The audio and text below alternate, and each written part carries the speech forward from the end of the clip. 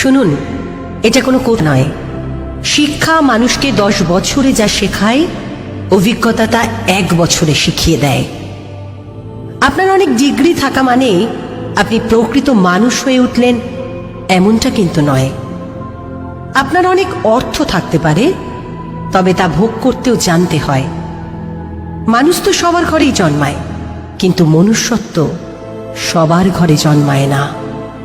আপনার সাথে আমার মতের অমিল হতেই পারে, তা বলে তর্কযুদ্ধ করে কখনোই হিংস্রতা নয়। মনে রাখবেন, এমনটা কিন্তু আপনার সঙ্গেও হতে পারে। উন্নত যুগ, উন্নত সময়ে, আধুনিকতর পরিষেবা, রয়েছে অনেক রকম থেরাপি।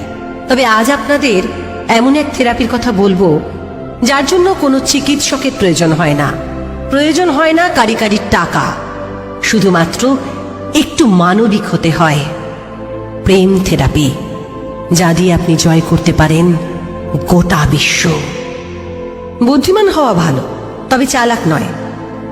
কথায় বলে, চালাকের দ্বারা কোনো মহৎ কাজ হয় না।